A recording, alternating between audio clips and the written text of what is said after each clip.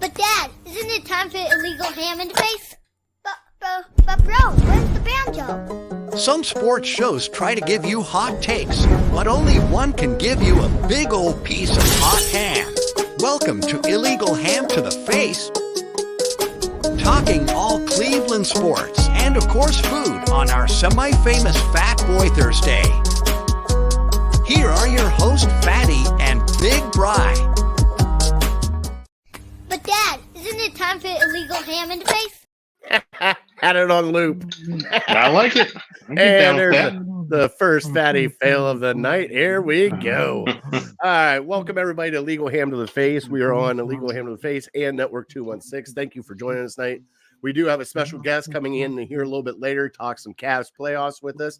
Kevan Arnold from ESPN Cleveland, from the Voice of the Land podcast, from the play-by-play of your champion Cleveland Crunch, another championship here in Cleveland, Bry. So he's going to be joining us, talk some Cavs. We're going to talk some food tonight. We are doing our top 3 most annoying fan bases. Bry, we have to exclude Ohio State, Michigan. That is the one rule I have done. Roger already gave me crap. He said, no, that's not fair because it's 2-1, me and Bry versus you. And I told Roger he could stick it where the sun don't shine. You're looking okay. So, right well, no, I was going to ask, is it all sports or is it just college? Okay. All sports.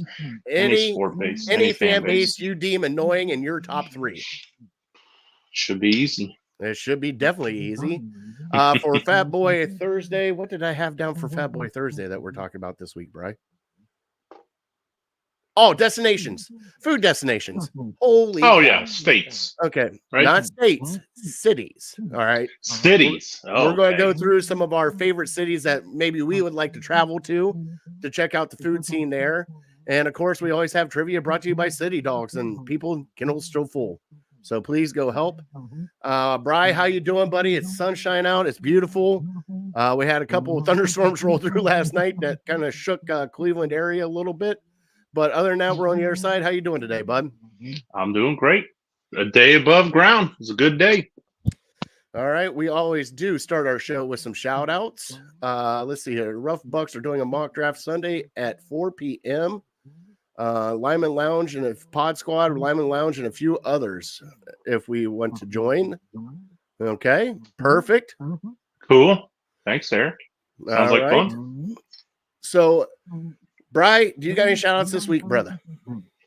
Boy, I better. I got a little hot water on Friday from a shout out that I had a couple weeks ago, and it came at the hands of 2 upset elementary school girls. So I shouted out my nephew Luke. Now I need to come clean, come correct, and shout out the very smart, very talented Briella and Adeline, and I'll throw in their baby sister Juliet too, just in case she's unhappy with it too. So got to do a Zoom with their dad and all of them on Friday night last week and spend some time with them. So had a good time catching up. So, but yeah, I let them know that I would give them a special shout out this week. So hopefully you're studying right now.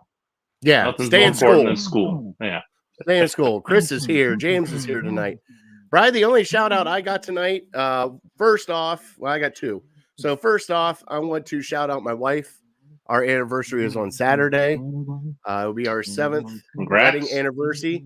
So, honey, I love you. Thank you for letting me talk sports with this big fella every Thursday night at 7 p.m. and some other nights as needed. Appreciate it. And the other shout out, Brian, is to you and your wife and Lily's Lemonade for donating what you guys donated from the Medina Garden Show. And what you guys donated to City Dogs Cleveland is truly amazing. I can't thank you enough. I sent a picture to Beth. She is very excited. She wanted to thank you guys personally. So I want to thank you, buddy. Shout out to you and your wife for everything you donated to City Dogs. And it's near and dear to our heart. You know that as well as I do. So thank you, brother, for everything you donated. You had like 6 boxes of biscuits and a whole bunch of chew toys. That was it. Yeah. Doesn't have to be anything major, right? No, it doesn't have to be that much. It can be a box that you maybe find at a discount store or something. They'll take anything as long as it's not expired, I'm sure. Oh, that's right.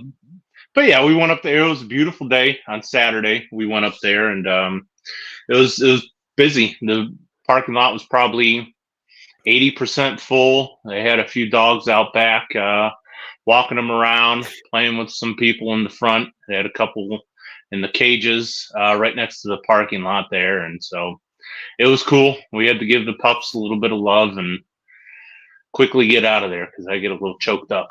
Because I want to adopt them all. I want to give them all good homes, and it's just not it's not possible. But Ashley, yeah, all open we up can the do is spread backpack. the word. Load them in. Oh yeah, Load them in. Put the sunglasses on. Let's get out of here. I can't stay much longer. But oh, they were so sweet. The ones we gave a little love to, they were so sweet. And they're all such good dogs. And man's best friend for a reason. All right. Well, with that note, Bri, we do have our trivia tonight, which is brought to you by City Dogs Cleveland. And I'm going to pull it up here. They still have full kennels, people. So look at all of these beautiful dogs before I play something special for Bri tonight. All these beautiful dogs are adoptable at City Dogs Cleveland. And if you cannot adopt at all, please volunteer, donate, whatever you can do to help out. I know May 4th, Top Dog Tailgate at WJ Lodge in Berea will be having their Bark in the Park is what they call it. $25 donation to go have some food, drink some beer, be around some friends, and help out City Dogs. Look at these beautiful pups, Bri. But Bri, I told you I had some surprises for you tonight, and I hope you're ready for them. All right. Sure. So here's one of three, buddy. Let's get into our trivia, which is brought to you by City Dogs Cleveland.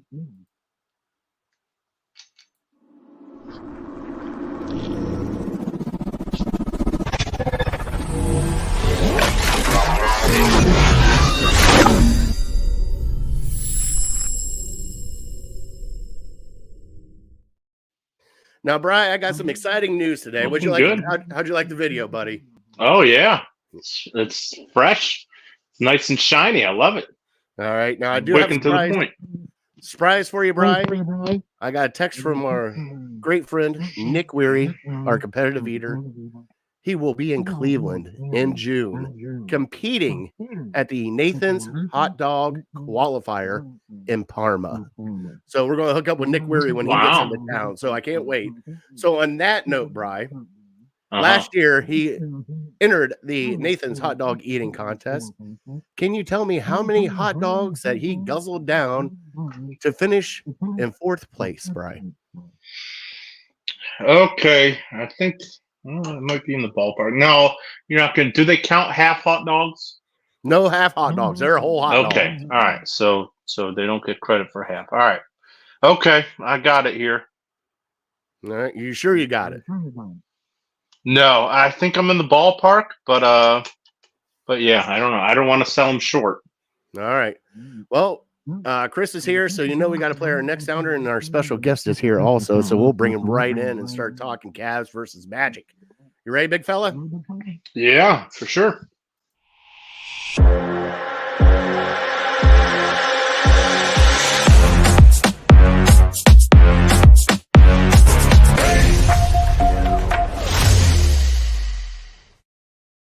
Now, this man has many hats, and he's been a true friend of ours ever since we really started this show. He is the play-by-play announcer for your champion Cleveland Crunch. Your ESPN Cleveland analyst, also Voice of the Land podcast, also Big Play Network.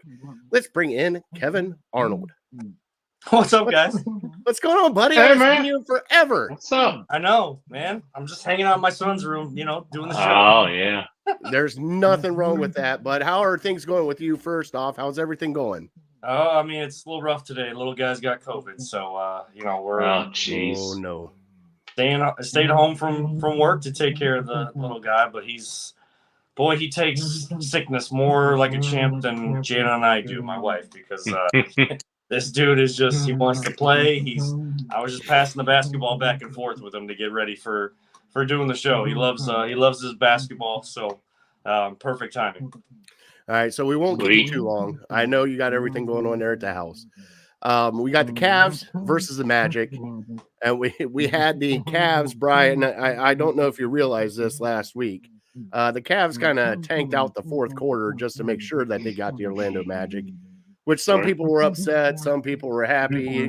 Depends on who the person was.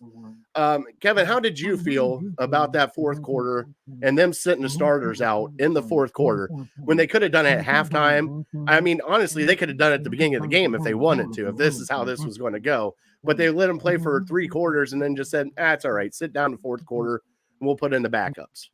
Yeah, it's a bad look, isn't it, guys? When you're up 10 and you go into the fourth quarter and you still follow your plan of sitting you guys down.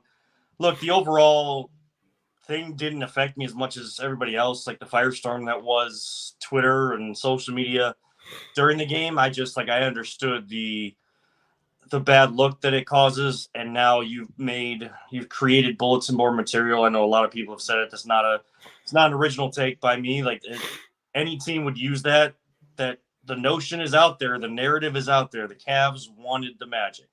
That's what they were going for. They didn't want to face off against Philly or Miami, and they didn't want, they didn't want to face off maybe against the Knicks until they absolutely had to. So they decided to choose the harder route and face a team that's going to be hungry. That, has no playoff experience, guys. But again, bulletin board material, momentum does a lot for you, and they can dispel it all they want in practice like they have this week. The notion is out there. The only way that you get a team that has that bulletin board material, has momentum, is you tell your team they're coming in with bulletin board material. We have to prove them wrong. We have to prove that whatever we did, whatever the reason was behind it, they think that we're just coming after them. So they're taking it personally. You take it personally as well. And we got to get physical. We got to get mean. We got to take it possession by possession. And we have to get the job done. We put too much time, effort, and money into the talent that we have here and resources that bowing out in the first round or even just winning a first round matchup and not even making noise once you get to the second round and beyond, that's not enough anymore. We can't take baby steps. We're going to have to jump some mushrooms here. If you're in Super Mario World, you're going to have to take some big leaps. If you're actually going to show that this progression is going the way you want it to.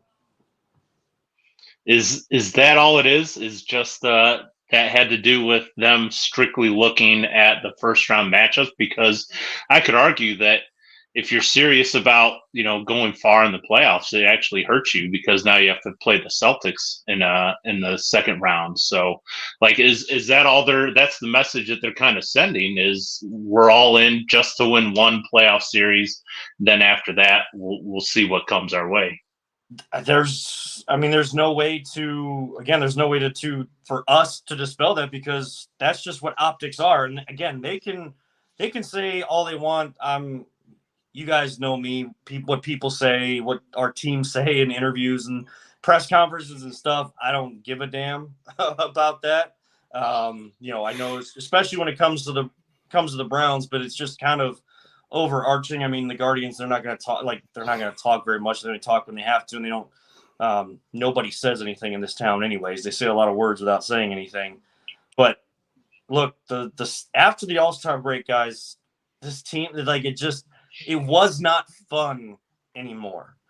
And the optic is that they were just trying to win one playoff series because they felt like that's all they had to do to prove everybody that was upset after last year that, oh yes, we're on the right track. Well, again, that's not enough. And they can say all they want that that's not what we're doing, whatever. Optics tell a much different story. If you think that those optics are false, go make some noise. And if you wanted to get the Magic in the first round because you felt like that was a good matchup to then maybe build momentum for yourself and then use that momentum springboarding forward against the Celtics, you better go prove it, because there's going to be a lot of questions. There's going to be a lot of questions that Dan Gilbert has to answer and has for his front office and coaching staff if they only get through the first round, or they don't even get through the first round. there's going to be a lot of changes, and it's unfortunate because it did feel like we were on the right track, and all of a sudden, that series against the Knicks changed everything. Sure. Yeah, it's hard to not think about that going into this off season. But as we're moving into the postseason, the main goal of the regular season, regardless how it finished, is to make the playoffs. And they did that. And some people might argue they have, out of any team in the East, other than maybe, some of the play-in teams, they have maybe the most favorable matchup in the first round playing the Magic. But as we know, we thought we were in a good spot last year against the Knicks. And, we didn't know a ton about the Knicks roster and how they're constructed. We knew Brunson, but then we kind of came to hate Hart and Mitchell Robinson and Hardenstein. So we all know Banchero from the Magic. Give me a couple other guys that might be a nuisance to this Cavs team. The Wagner brothers can be a nuisance because, we've seen them. The Cavs played pretty well against the Magic overall this season, and really Banchero is their main scorer. They're gonna want to slow down the pace, guys. They're gonna want to have these, maybe the highest point, the first team to 93, 95 win, and they feel like they're gonna have the ability to stay within the series, stay within each game. The Cavs are going to need to play that up-tempo pace that they told us all about. We saw when they won 18 of 20 games just before the All-Star break, and guys just started coming back from injury. So I would say the Wagner brothers, because they can get physical down low. They can, the rebounding is going to be a big test. That's where Jared Allen's going to have to, and the rest of the team's going to have to show that, he doesn't take issues that he said that the lights were too bright last year. Again, that's going to follow you until you change the narrative. Sure. These guys can, and they're always going to try to say the right thing. They're going to say that it doesn't affect them. It's going to affect you when there's plenty of comments coming, not just from Cleveland fans, but basketball fans and basketball analysts everywhere. If it looks the same as it did against the Knicks, and you're doing this against the Magic. The other one to look out for is Isaac. I don't remember his full name, but this is a guy that has dealt with a lot of injuries, and he's a very young player still, but he is a defensive stalwart and can be maybe that Mitchell Robinson type, not in the same game sense, but that guy that's, you didn't know his name before. You may have heard his name, but you didn't know what his talent level was like. And now he comes out of nowhere, because you're going to hear about Banchero and Mo and Franz Wagner. Well, Isaac could be that Mitchell Robinson name that it's then like, really don't like that guy. And every time you see him moving forward, it's like, oh God, this guy again, he's doing the same thing. Those are the types of names the Cavs are going to take care of. And look, the defensive stalwart for the Cavs is Evan Mobley. Evan Mobley has guarded Banchero in the matchups this season. I have a feeling that that's going to be one of his main roles in this series, is guarding Banchero.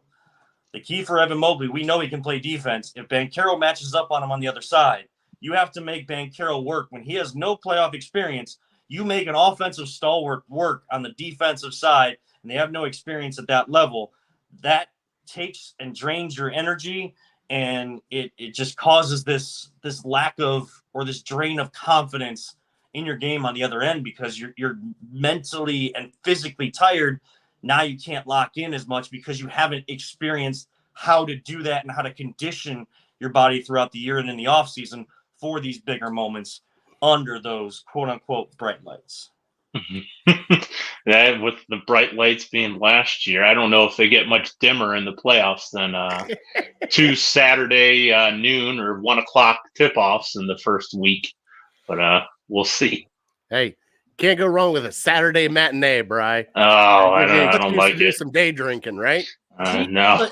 It's a blessing and a curse, though, guys, to be at 1 o'clock on a Saturday, because it's the first game, and if you're, just like in the NFL playoffs, like whatever, I know the Browns got the first game, and that's seen as more of a highlight game than others. But look, if you're a real big basketball fan, and there's plenty of them, this game's on ESPN, and that's the game that most people are going to get. Like, if you want playoff basketball and you want to get into that mode, you want to feel that energy, you get Cavs Magic. Now, that's probably not not so enticing, but a basketball fan like myself, I know that regardless of how I saw the matchup from an unbiased situation, I'd want to tune in. So there's still going to be a decent amount of eyes on this game being the first one and like the only option until you get later in the day and later into these series where there's might be some of that crossover a little similar to March Madness, but not quite to that extent.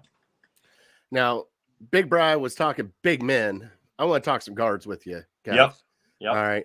We got Donovan Mitchell, who's still dinged up. Darius Garland has been hot and cold, to say the best. But they're going to match up against one of the best defensive perimeter shutdown people in Jalen Suggs. He is probably going to be matched up with Donovan the entire night. I am 100% guessing. He is a nuisance. He is a very, very good defensive player. Who else can step up besides Donovan Mitchell to help this out, to take the break, the back-breaking work off of him to get this team through this first round? Well, this is where you're going to want to see Darius maybe step up. And I know that Darius has caught a lot of flack, and rightfully so this season. I just think he hasn't ever been healthy. I'm not making excuses for him. You guys know I will never make excuses for anybody. I think just like we were talking about with Banchero, if Mobley can get him to start thinking instead of playing the game that he loves, I think Garland has just been thinking too much this year. He's too much in his head and like second guessing things and like, can I go to the hole? Am I going to get my face bashed in again? Like he's had that like for 2-3 years. I don't know. He's got like a magnet to his face, and somehow, he's dealing with a jaw being wired shut and an eye being gouged out and different things like that. And I know that there has been some back trouble, more so an ankle down the stretch. I believe ESPN's Brian Windhorst mentioned something about an ankle for him. So explosiveness. Garland is going to have to step up, and I was going through Twitter. It was either Cam Justice or Tom Withers. I saw like a quote aggregated from practice Garland that in practice they're bumping into each other, they're holding, they're grabbing, they're trying to simulate physicality as much as they can. Again, they can say that. How much of that are they actually doing? I don't know. And does that truly simulate what you're going to experience in the playoffs? It should, because they should know what it feels like to be pushed around. So they should know how to do that to their teammates after last year and after some of the games down the stretch. They should be well versed in how to being pushed around and maybe dishing that out to others. I think, though, guys, Max Strus, Georges Niang, this is when you have that guy that can lock someone down. I mean, we have Isaac Okoro, we have Evan Mobley that we feel like can be that type of defensive player on our side. Magic feel like Jalen Suggs and Isaac are going to be those two guys.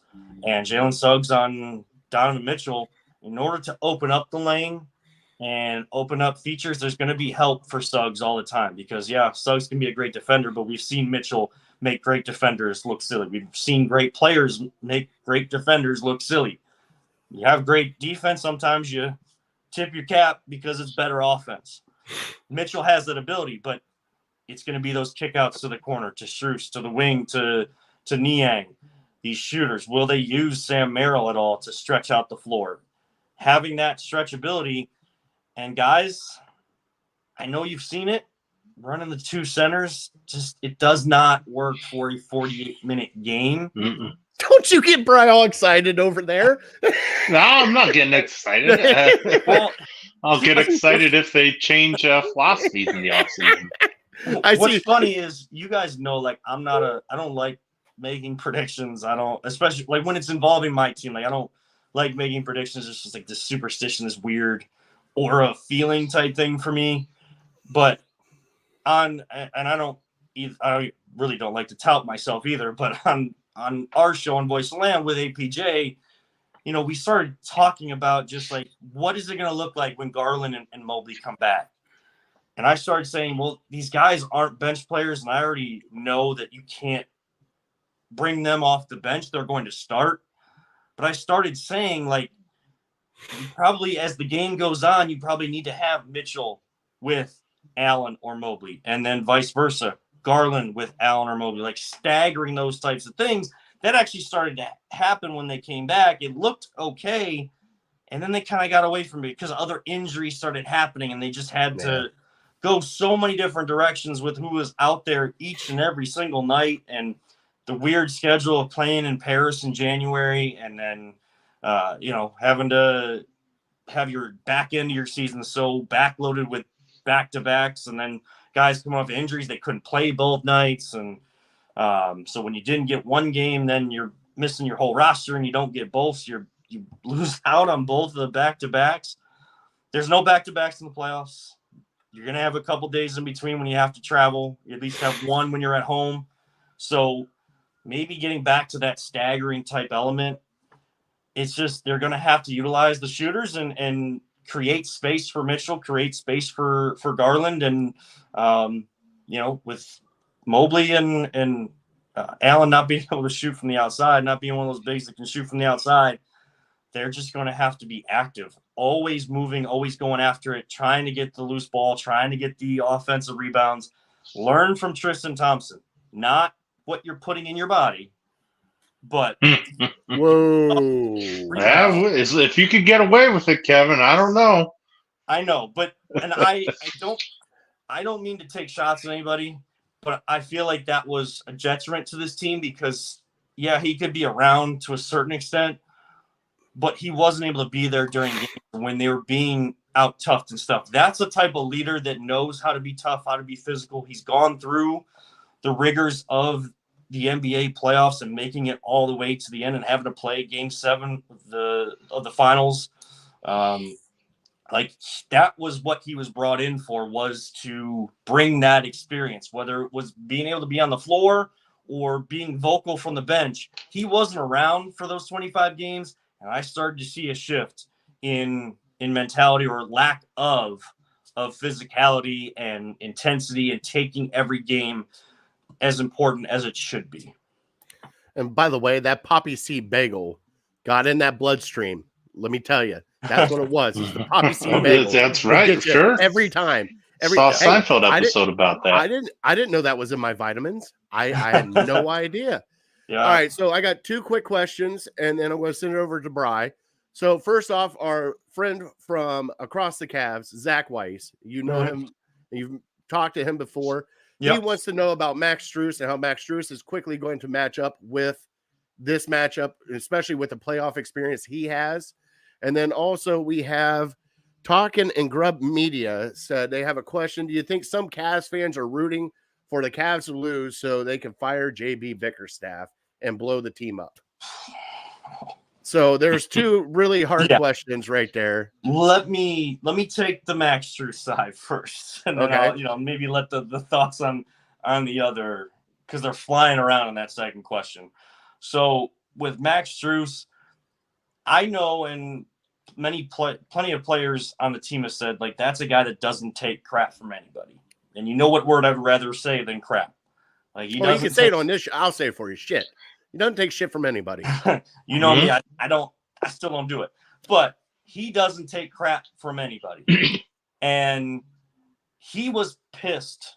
Like, it was at least a problem with how that last game was approached when guys like Max Strus, who came from Heat culture, as much as people want to make fun of Heat culture, it actually means something. And they went to the finals last year as a play-in 8 seed. They got the 8 seed through the play-in tournament, then went all the way to the NBA finals.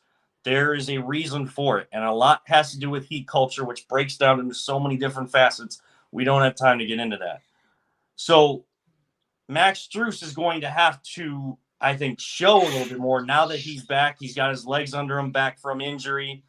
He needs to show and tell when moments get tough. We know moments in the playoffs are going to get tough. We're sitting on the edge of our seats.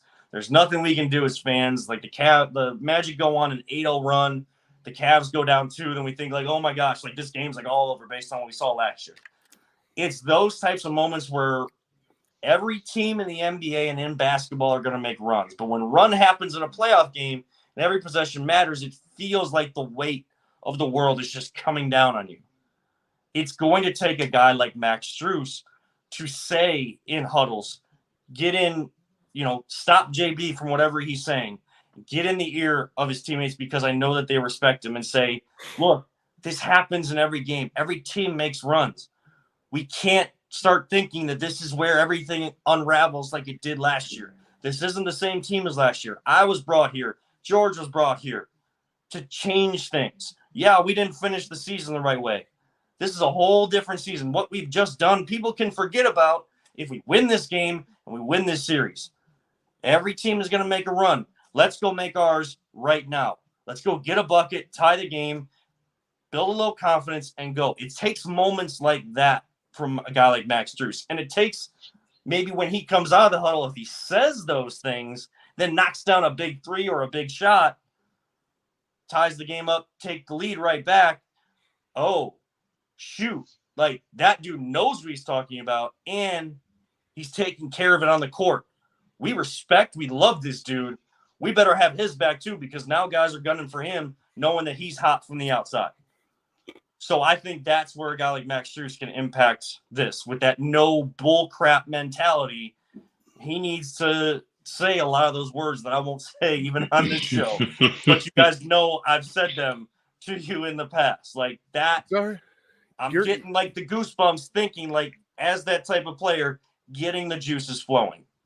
And, I don't know how you can do it on ESPN Cleveland and not do it. Just drop one of those, just one random one. I'm like, I don't need to talk about this shit.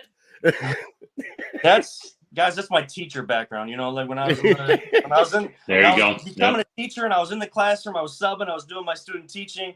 I don't know. I was just able to turn it off and then, get back with my buddies and turn it back on. And I know that there's a main job that I have that is regulated by the FCC. So I better just stay in practice, because, you never know when that time's going to come that I'm going to be in front of that microphone there. And as long as those habits are there, I practice good habits. Cavs do not have such good habits down the stretch, and they're going to need to quickly change those around. In terms of the second question. Now, just quickly hit it, because I don't think Cavs fans are rooting for it, but there's going to be a couple. Well, there's going to be some. I honestly think what it is they realize that if he loses this round with Orlando Magic, he's gone. Yes. There's just no, and I believe, and Bry's been saying it for the past few episodes, Kobe Altman might be out the door with him. Yeah, I've never been the type of guy that, calls for someone's job or anything, because, I know it's part of the business. And if there are people that are going to do that, that's totally fine. I'm not here to say that don't do it. I know that there's, like, to me, when I hear Brown's Twitter, it's not, to me, that's not us and like our group of people that can at least talk realistically and then like have that fan reaction, but then take a step back, think about it realistically, and actually understand what we're talking about. Yes, and we may disagree, but then we understand why the person thinks the way that they do. We don't have to convince the other person. When I hear Brown's Twitter, I think of the people that are either like JB's got to stay. JB's the worst ever. Like, he's got to go. Like, that guy shouldn't have had a job from the beginning. Like, there's nothing you can tell them, nothing you can show them. Like, they just have their mind made up. They just want to hate. Unfortunately, people like that. So to that part of the question, I would say that there are some, like Bryce said. I don't think that the Cavs fans like us, the real Cavs fans like us, are rooting for the Cavs to lose so that we lose JB. We just know that his job is on the line. He is coaching for his job because it's the nature of the business. It's what happened to Mark Jackson in Golden State. As good as he got, that big three that they drafted, they developed in their own organization, he could only take them so far. Is that the same thing with JB? And is there another voice that can take it a step further? But if they lose this first round, JB is not going to be the only move that's made or the only piece that is, looked at as being gone. Like, this big four may not be that same grouping of names, the same players the next season, because everything has to be on the table. If you lose in the first round for a second straight year, you don't learn your lessons. You ask for the magic, you get the magic, and you don't take care of business because you like you thought you could? Yeah, I mean, for me, for sure, last year, and I'm sure a ton of Cavs fans feel the same way. I struggle with expectations, and because of what happened in the playoffs last year. I mean, last year it was like, all right, win first round series, we'll be happy. And when we had LeBron, it's like, win a championship. That's our goal. Season is not a successful postseason if we don't win a championship.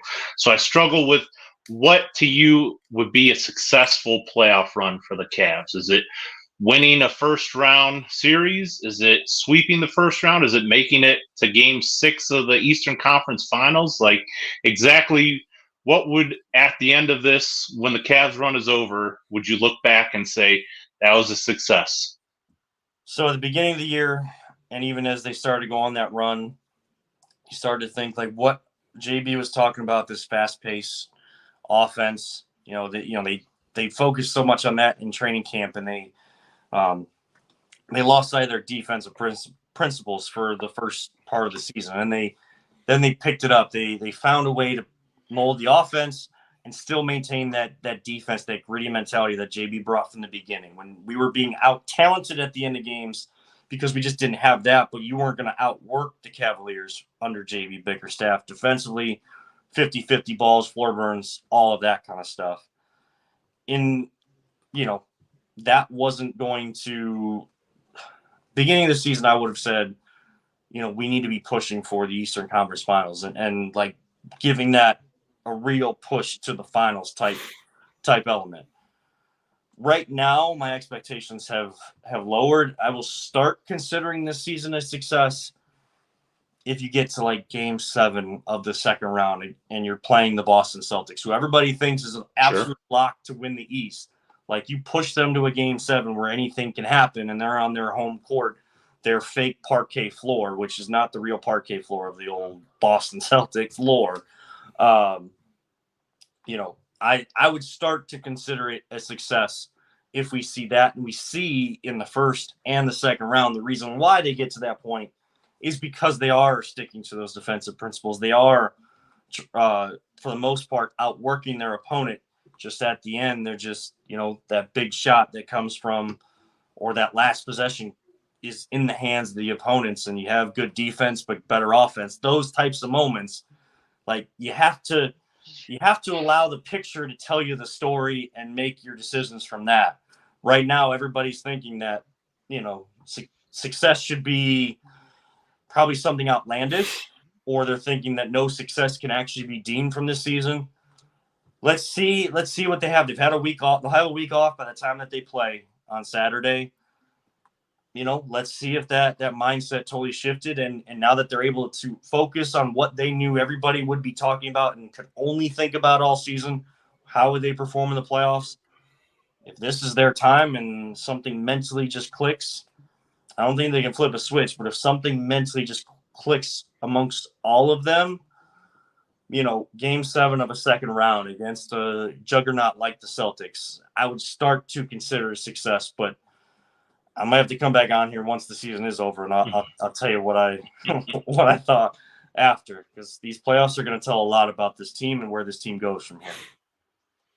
Sure, got to see it happen first. So the last thing I got for you is just kind of a crazy hypothetical, and I think I know.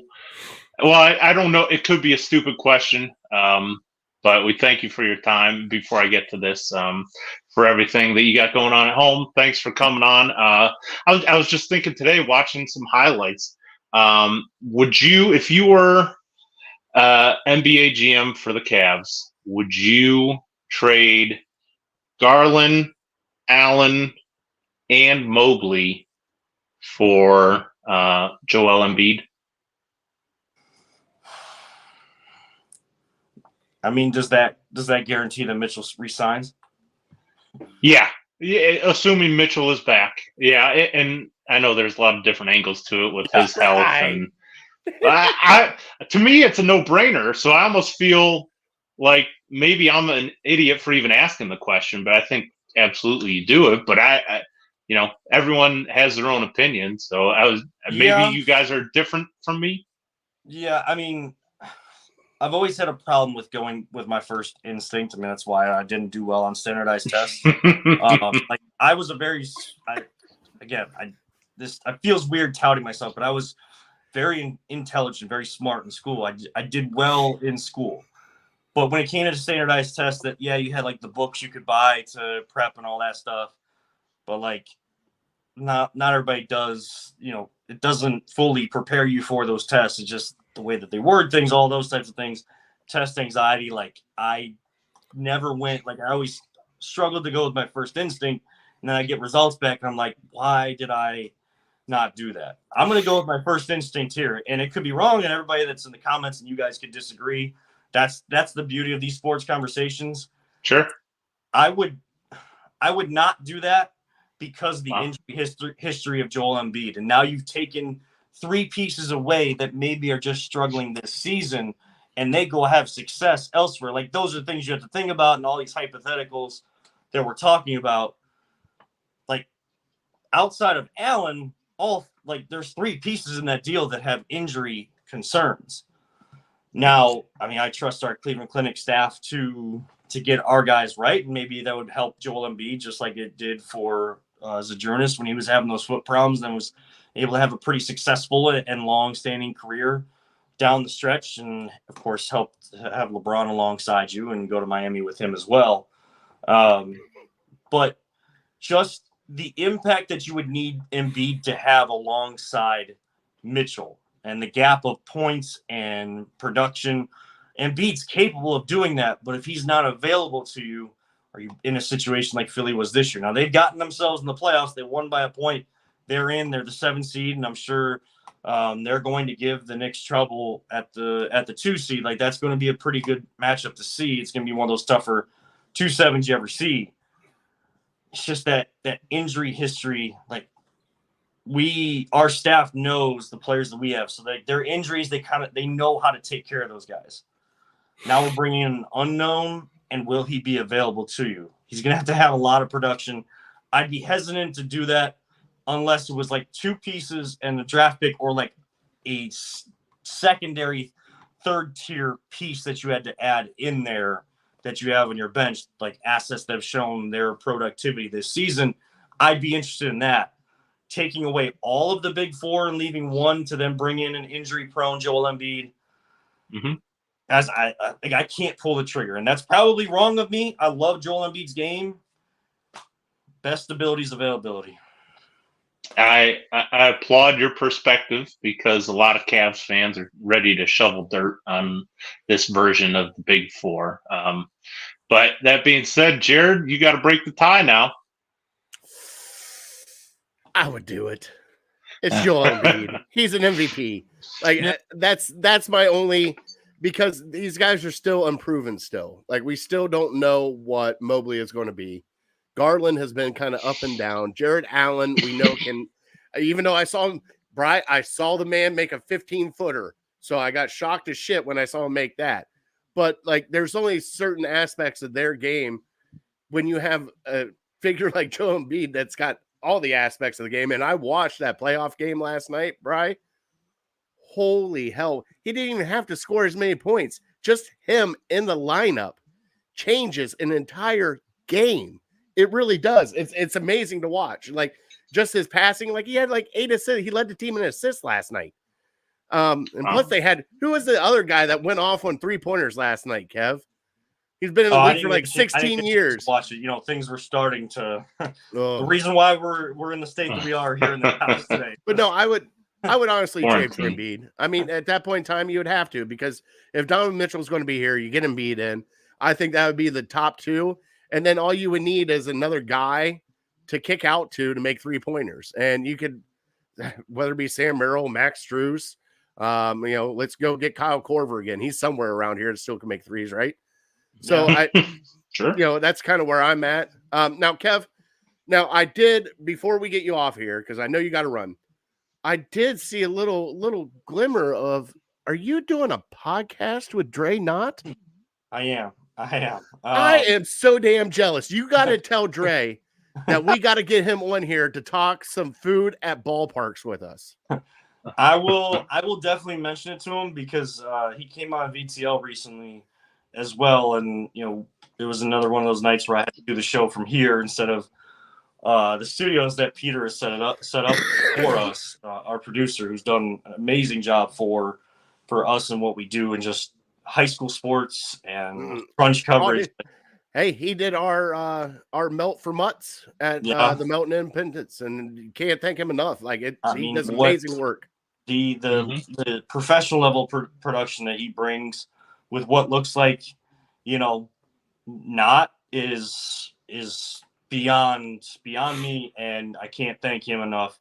Be thanking him for the rest of my life. Our time that we get to do this kind of stuff together. But Dre came on, and for some reason, we were in StreamYard, and the sound just crapped out on us. Like the whole show, the whole time we had Dre on, and he had this great insight. We could hear him, but nobody watching could. So I'll mention it to him.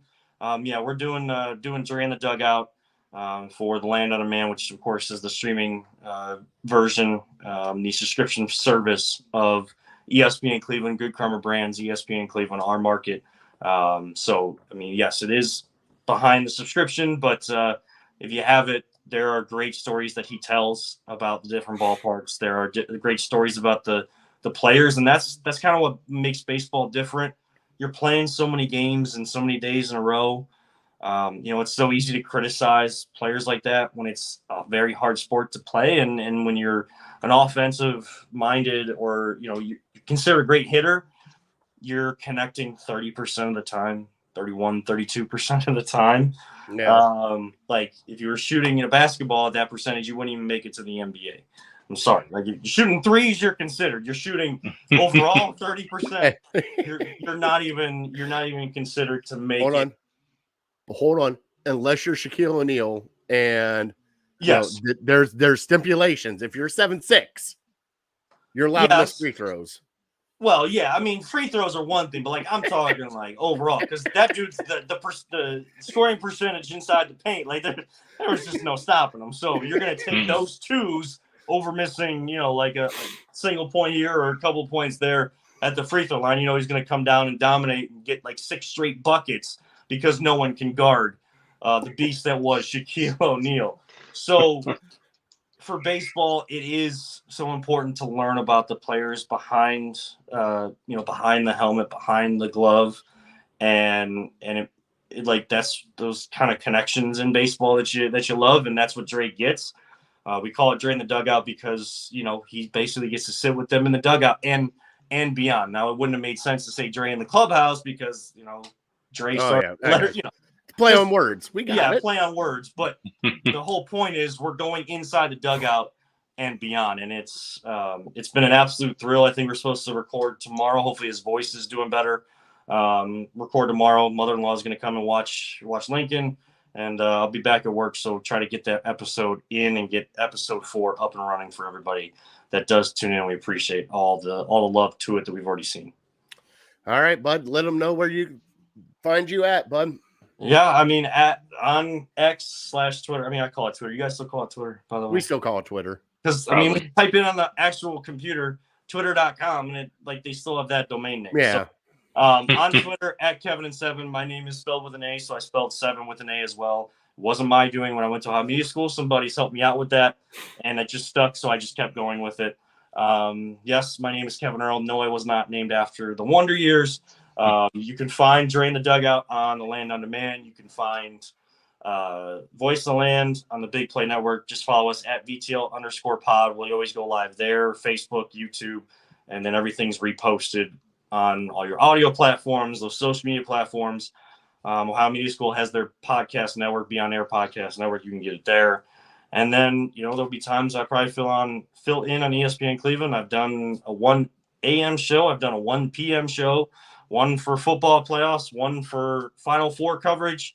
So just trying to earn and work my ass off for opportunities, and I appreciate all the support you guys show all the time. I try to give it back as best as I can.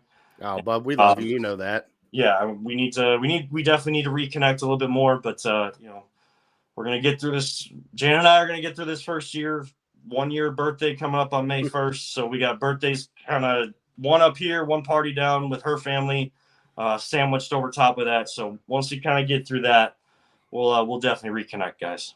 Brian, that's kind of close to your due date too, isn't it? Yeah. Yeah, We don't need yeah. to be thinking about the first year and kids getting sick and everything right now. I'm enjoying the last few weeks here. Yeah. Attaboy. There you go. All right, so for all of you that don't know, Kev, ESPN Cleveland, everything else. By the way, Kev does not do predictions, so I'm going to do a prediction for Kev before he gets off here. Okay. He's going to go Cavs in 6. Going to be tough and gritty, and we're just going to go with that, so you don't have to hang your hat out there, and I don't have to force you to actually say something. I appreciate that. I'm going to leave my hat on my head and want to remind everybody we do have a champion here in Cleveland. Championships don't Cleveland Crunch. here in Cleveland. The Cleveland Crunch. I am the play-by-play voice for it. Absolutely honored and privileged to do that because it's the team that the ticket we could afford as a family growing up, and to have that back and be the voice of it when they're at home and to see them win another championship. They're 5th overall. They're 2nd since being back. And guys that I actually played soccer with and owners that I played soccer with. It means that much more, and hopefully people get a chance to check them out next season and try to get maybe a bigger facility down the line. I'm not making any guarantees or not breaking any news. I just know that that's always the goal, and we hope that we can do that so that more people can come and enjoy such a great family atmosphere and high, intense, fun action on the pitch. All right, Kev, I can't thank you enough, buddy. I'll Thanks, give you a call Kevin. after this. Hope you have a great night. Take care, Link. All right. Well, all right. So Yeah. that's where I'm going right now. All right. Have a great night, brother. Thank you so much. You too. Appreciate Thank you. guys. Bye. Later. That was Kevan Arnold from ESPN Cleveland, from Voice of the Land, from Big Play, from Cleveland Crunch. Man, tell you what, some great insight about the Cavs matchup against the Orlando Magic. Love talking basketball with Kev because he's so in depth. He is so spot on with some of his stuff, even though he would not trade for Joel Embiid, which, I'm sorry, we're going to have to get into that. But it's just nice having Kevin on, talk to him again. We haven't seen him in a little bit because of Link and new job and everything else, and he's doing great. Kind of jealous he's doing a baseball podcast with Dre Knott, though. That's awesome, isn't it, Brian? Sure. Learn a lot from Andre, for sure. I just want A lot of insight. I just want to talk baseball foods with him. I could care less about me. He's been to every ballpark in America. I just want to know what Does he go to the concession stands though, or is he getting like what the team gets backstage? No, he's got to. I bet he goes. I bet he just gets like the spread that the team gets in the locker room. You know that Tom Hamilton leaves in like the 4th inning to go get a hot dog and then come back up. We all know that. He's going to the build your own nachos. You're insane. Oh God, don't you start with me. I can have Get outta dreams, here. Bri. I would, but I don't know. Maybe I'm wrong. All right, so special show announcement for next week. Brian and I are going to be doing the NFL draft on a Friday. We will let you know what time it will be. So we will not be live on Thursday. It will be a Friday.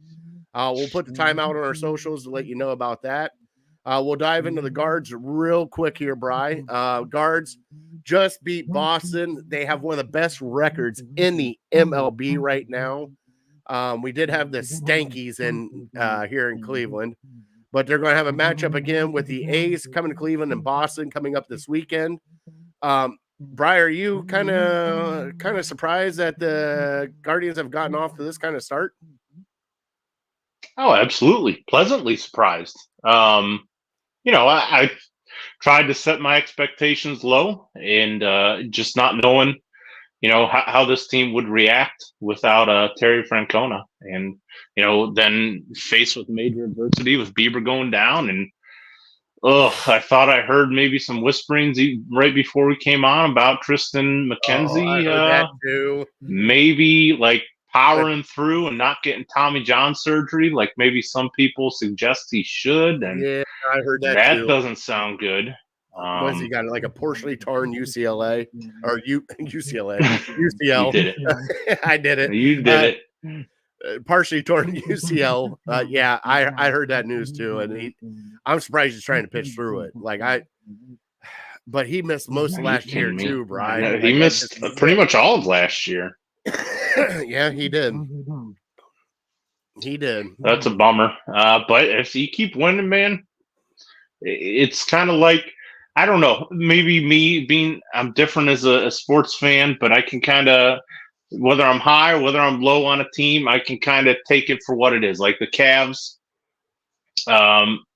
as low as I've been on them for a month, 2 months, we're in the playoffs now. I'm so excited. I'm so pumped to watch them, even if it's against the Magic and, a team that maybe might not be the toughest competition. But if we go out and sweep them 5 games, whatever, I'm pumped. I'm excited. Same thing goes with the Indians or the Guardians. You just keep winning. That's all you can do. I don't have to worry about Shane Bieber and McKenzie's health and this and that. You just keep winning, keep hitting the ball the way they have been, and it'll be a fun season. Now, I do have to say, not today. They won today. They beat the Boston Red Sox 5-4 today. But yesterday, Bri, it took an hour and 49 minutes for that game to be over with. And the Boston Red Sox got a shutout. Starting pitcher, 9 strikeouts. Just they could not figure that guy out. But I can't believe they had a game in an hour and 49 minutes, Bri. That is unreal. Wild. All right, so Justin, now this we are bringing up at some point in time because I saved the website. What does Bri think about a corn dog being a calzone? All right, now Bri, he sent me a link, and it's called the cube effect. All right, I'm using air quotes, the cube effect. Okay. How they decide what is sandwich, toast, taco, calzones, things of that nature. We will go through that. It probably won't be next week because we're going to be really hot on the Browns. But I have it saved. We'll probably do it the week after. But Brian, what do you think a corn dog is a calzone? Of course, I don't think a corn dog is a calzone. See? Right? I told him that too, and he's like, What's more crazy? A corn dog being a calzone or a ketchup being a jelly? Technically, ketchup is a jelly. Ketchup is not a jelly. Get out! You of here. stop it over. All right, we know what your answer is. I mean, maybe in a crazy world you could have a hot dog calzone instead of stuffing it with pepperoni and sausage and all that. So you stuff it with hot dog, and okay, that's a hot dog calzone or whatever you want to call it. But a corn dog, no. Right. Where do you draw the line? Like I said last week, where do you is it a cream stick? Is a corn dog a cream stick? Here he comes with it, and the hot dog is technically a taco. And here he comes back. I'd listen to that more than a calzone. That's true. Well, Brian, you ready for surprise number 3? Number 3.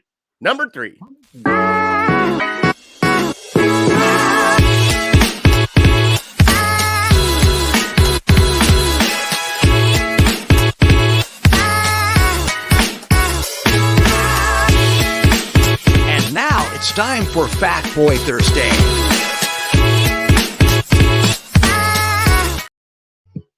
Welcome to Fat Boy Thursday, Brian. Wow. What'd you think of that, buddy? Now that was giving me like Sports Center from the mid 2000 vibes, where they lead into it there. Just wait till our top 3. That will definitely give you Sports Center vibes. Oh boy! All right, so Fat Boy Thursday, we are talking destination foods, Brian. And I started thinking throughout the time, like we've talked about going to like different places for barbecue, talking about, going to Las Vegas for the buffets and things of that nature. Brian, give me some cities that you would like to travel to just for the food. Yeah, the first one that came to mind was Kansas City because of the barbecue out there, being notorious for it. But then, when thinking of cities that I want to go to, I don't necessarily think of like the landscape of the restaurants and everything all together. I just think of like what certain cities are known for, the one dish certain cities are known for, like the Chicago deep dish pizza. Oh yeah. I just think of that one dish for that one city. So I was thinking maybe off the grid here, like Detroit style pizza. I'm a big fan of New York style pizza. Obviously, you can't go wrong. You can eat a bunch more of that than Detroit.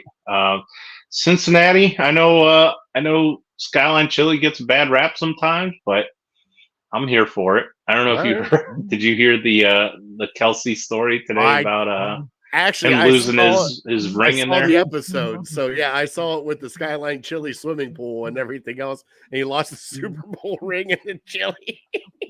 I don't know if I'll ever eat Skyline Chili again. He was saying they took like metal detectors through there to try to find it, but the metal detectors are just going crazy because the chili itself has traces of iron in it. Mm-hmm. Well, it's that's terrible. That's gross. I don't know. I don't want to be eating metallic chili here. It's not metallic. That most beef has iron in it, Bri. I don't know.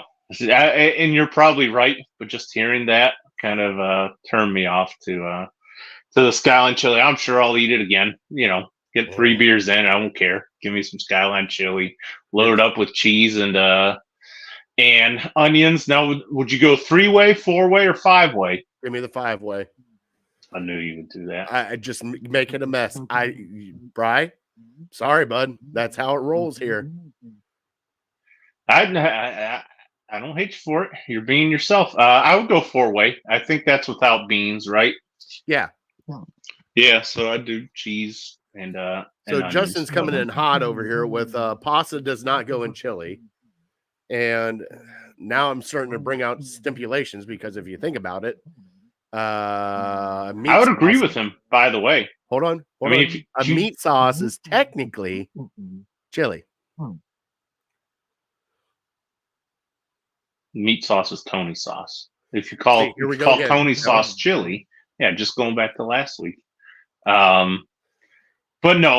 get back to the only other city I had written down is one maybe people might not think of, but Nashville. Nashville hot chicken. Yes. Just in the last 5 years or something, it seems like it's just exploded onto the scene, and I'm a big fan. You know, I love the city and I love the chicken. Oh yeah, I didn't even think about Nashville. Like for me, Bri, I would have to do Miami, just because of like the Cuban influence and like Bri, anywhere we can get like fresh fish, like off the boat that day, I'd be excited about. I would definitely have to go to Boston for some crab cakes, little crab cake guys over there. Definitely Texas, anywhere in Texas for a steak. That's what I was thinking too, right? But you don't eat steak. I know, but I was thinking barbecue. There's is it Austin? Is it Austin, Texas, where they have that one dude who what the hell's his name? Who has this unbelievable barbecue set up, and the people wait in line for 3 hours, and they sell out by like 11 o'clock in the morning. Then he just shuts it down for the whole day. I forget his name, but I think that's around Austin, Dallas, something. I don't know. Another one I'd have to hit up, Bri, and I really don't want to go to California, but if I did, I would love to go to San Diego and just get like the fresh Mexican food that's there, like especially with the culture right there. The tacos, from what I've heard from Nick Paulus, the tacos there are like the best tacos you can get anywhere, and I've got to go try. And Brian, you can hear in the Midwest, but I got to go get me some cheese curds up there in Wisconsin. Sure, nice, absolutely. I don't forget about those. What about some Colorado Rocky Mountain oysters? No. When you said Colorado, that's where my mind went, and I didn't know if you were going to go through with it. And well done. Like if you had if you had to pick one right now off the top of your head that you had to go to, that you want to go to tomorrow to go eat at, which one are you going? If I'm doing what I said, I'm thinking one dish for one city. I have to have that. It would probably be New York, just the New York style pizza. Okay.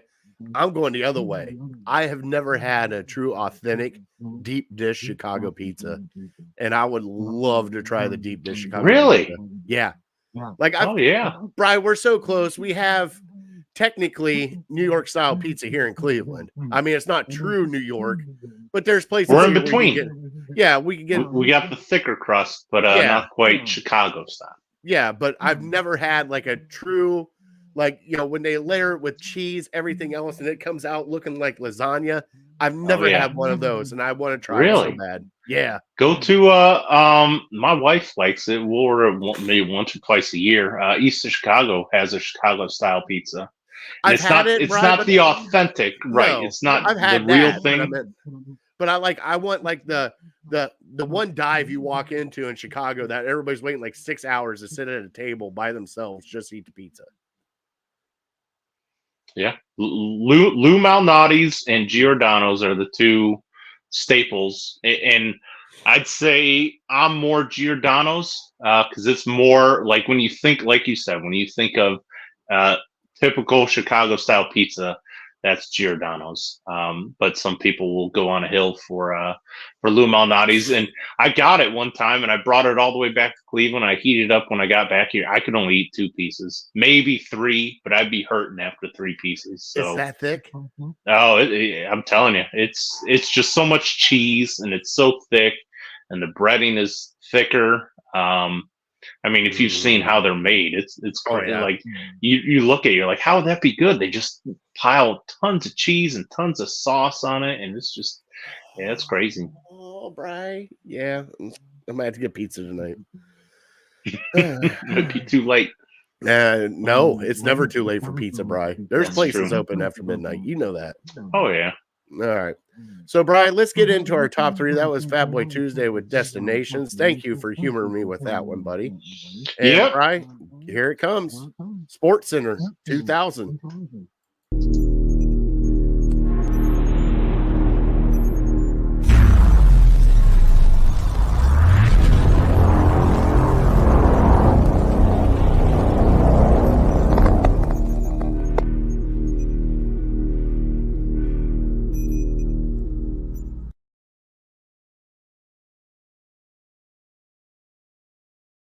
I see you over there giggling. What'd you think? Oh, I feel like I'm in the IMAX. I'm ready for the show now after watching that. See, right? One of our buddies hooked us up. Can't thank him enough for all those new intros. He did our main intro and then all the ones beside it. So thank you, Randy. I appreciate it. Bri, top 3 most annoying fan bases. Yep. All right. Do you want me Wanna to go go first? first? Or do you want to go first? Yeah, you go ahead. All right. So number 3 for me, Bri, is Dallas Cowboys fans. I cannot stand Cowboys fans. When was the last time they won a championship, Bri?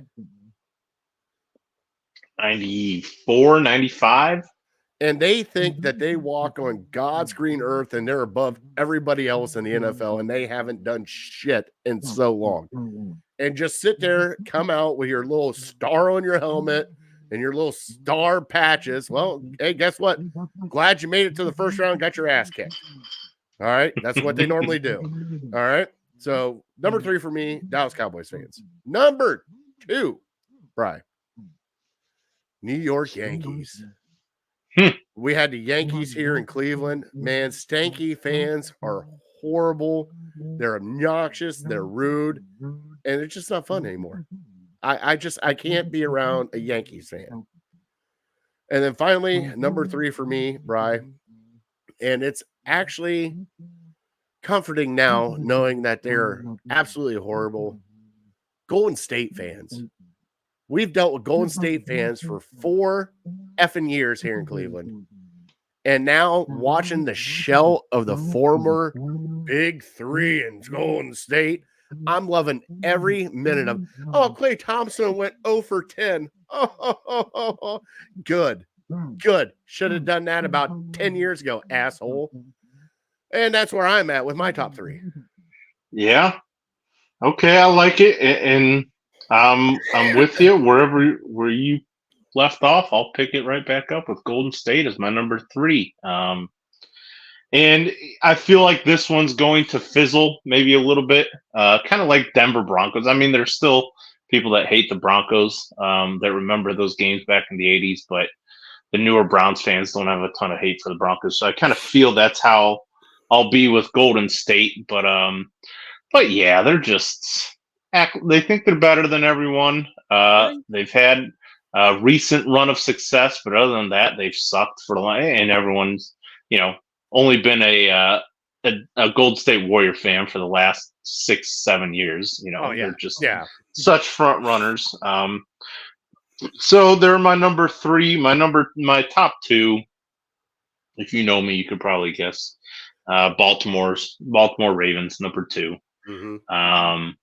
And then, as you can guess, the next one, they'll always be number 1, the Pittsburgh Steelers. I mean, unless they go,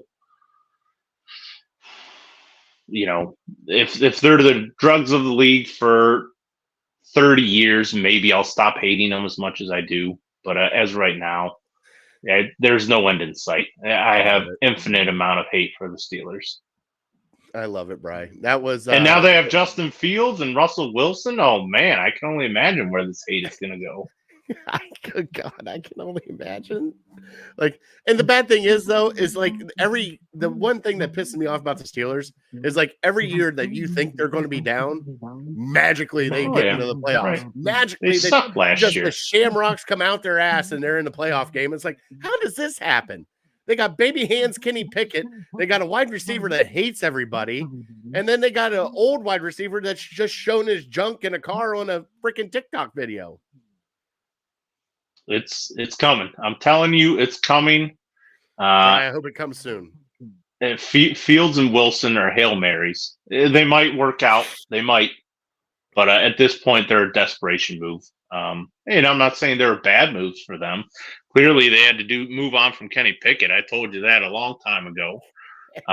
So they're just throwing up Hail Marys until they can suck bad enough to draft a good quarterback. So maybe it'll work out for them. Right now, they've been in purgatory for a very long time. So if they win 8 to 10 games every year and get bounced in the first round of the playoffs, that's probably a good spot for them to be. I enjoy it. Just once, I want to see them do a 2 and 15, just one time. Just feel our pain. Just feel our pain for a while. That's all I want. They would be like the Golden State Warriors fans for the first 50 years of their franchise. They would disappear. They would absolutely disappear. You wouldn't hear a word from them. I told you this past year, I had a kid down the street who's I'm not going to hate on him too much. He's 15 years old or whatever. He's a Steelers fan wearing a Steelers jersey, and he had a bag on his head. Oh, perfect. You don't even know. You don't even no idea. His team was 4-5 at the time, and he's got a bag on his head. And I'm like, give me a break, kid. You don't know heartache. You've been entitled. You've been spoiled. You never had Deshaun Kaiser and Hugh Jackson. I couldn't believe it. I wanted to go off on him, but knowing he's a 15-year-old kid, I just kind of kept to myself. But hey, you should rip that bag off his head and be like, grow up. Grow up. You don't know pain. Are you kidding me? Are you kidding me? But hey, the fact that I saw one in my lifetime, I think it's hilarious. Now, before we get into the final thing of trivia, Bright, now I had it on here. Did you watch the Houston Rockets game? And I cannot pronounce the center's name because he is either Russian or Lithuanian or something of that nature. Bri missing 2 free throws to get the whole stadium Chick-fil-A. What happened? Bri, you're going to have to look it up. It's absolutely perfect. On purpose, he missed 2? So I don't know if it was on purpose, but they have a rule, how we always get, if the Cavs score 100 points, you get a free Big Mac from McDonald's. Right. This was kind of like their promotion that if somebody missed 2 free throws in a game, that they would get free Chick-fil-A the next day. So the center goes up to shoot it, misses the first one, and you hear the whole crowd absolutely start going nuts. All right. And it's like he's playing to the crowd oh, yeah, come on. And then he misses the second one so horribly, and everybody got free Chick-fil-A. The only thing that sucks about that is the next day it was Sunday, and they were closed. Oh, boy. I had to wait till Monday, Brian. Take one for the team. I like it. Yeah, you're going to have to look up that video after we get off here. It was I laughed so hard, Brian. I'm like, I would have missed it too. I would have missed it too. Sure, absolutely. All right, Bryce. So our trivia, which is brought to you by City Dogs. Nick Weary will be here in Cleveland. Cannot wait to talk to Nick in person. I've been waiting on this. We tried to go to Buffalo and see him in Buffalo for the wing eating contest, but he's going to be here eating hot dogs. Bry, last year in the Nathan's hot dog eating contest on July 4th, there in beautiful, what is it, New Jersey? I think it's New Jersey on the boardwalk, right? Coney Island, isn't it? I don't know. Is that New York, New Jersey? I have no clue. It's somewhere over there. How many hot dogs did he actually put down, Brian? Well, I settled on the number 38. Oh, Brian, you were way under. Really? He ended up in fourth place with 46 hot dogs. Wow. Your winner was Joey Chestnut at 62. Second was Jeffrey Esper at 49. James Webb came in third at 47, and Nick Weary was fourth with 46. Where's Badlands? Badlands Booker. Is he still doing it? He just does lemonade chugs now, I think. And by the way, I cannot beat that man in a chugging contest. He's Of course chugging He's gallons, the world's best. gallons of lemonade, just chugging it. Like how? Question is, could he do the same with beer? That's what I really want to know. Ooh. Like, remember the guy from the Man Show? Yeah. The dude that just Gully does. Gully? Oh, yeah. You think we should try to get him on here and see if he can do it for us? It would be entertaining. I would All be entertained for sure.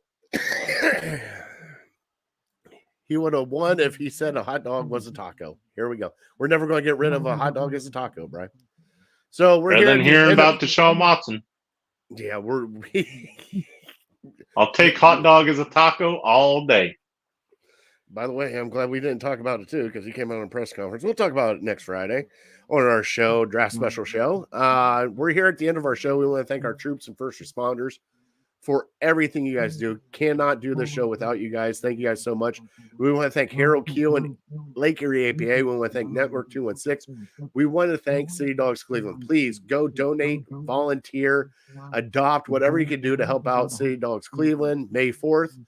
Bark in the Park, WJ Lodge there in Berea. Please go check that out. $25 donation goes straight to City Dogs Cleveland. So please, and Brian, here it is. I knew it was coming. Just for that, drink, Brian, massage. I knew it. You're out. I'm out. You? I'm out. Yeah. We'll Start the next show. Start the next show with a drink. All right, Brian. God bless him. God bless you. God bless America. All right. We are Legal Ham to the Face. We are uncorked, unloaded. We're out. See ya.